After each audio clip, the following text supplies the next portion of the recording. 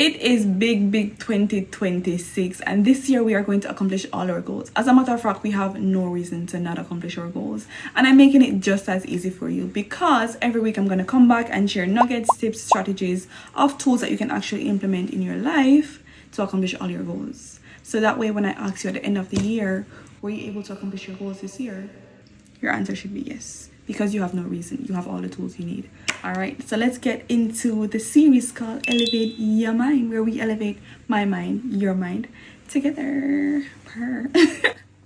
So let's start the series off strong with a book called 12-Week Year. It's a very popular book, but if you don't know it, it pretty much says that you should set your goals for 12 weeks. That's pretty much it. So if you set your goals for 12 months, like we typically do, move that up to 12 weeks. So every week will represent a month in this practice, right? So if you wanted to buy a house at the end of 2026, move that up to 12 weeks, yeah? If you wanted to lose 100 pounds by 2026, move it up to 12 weeks from now.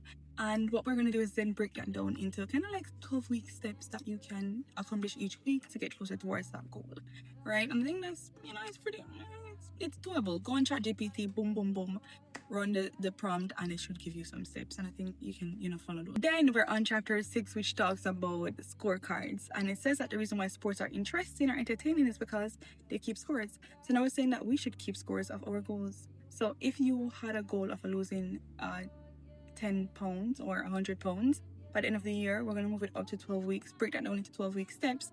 And then each week we give ourselves scores based on the goal. So if you want to work out 5 days a week to accomplish that goal, every week you're going to give yourself a score for that workout. So if you worked out all 5 days, you get 100%, right? If you worked out 3 times, you get 60%, and so on and so forth.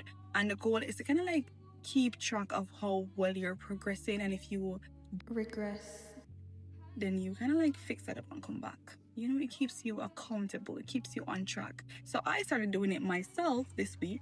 So I gave myself points for each goal that I accomplished this week, and at the end of the week I should accomplish 35 things from this right here. And if I get all of them done, I get 100%, and if I don't, we need to fix it and come back again. So stay tuned for the episode where I kind of go more in details of what we can do or what we can learn from this book, as well as we have a reflect episode going on Sunday where we kind of sit down and look back on our scores and see how well we did and what we need to work on. So look out for that, and I'll see you next time. Bye.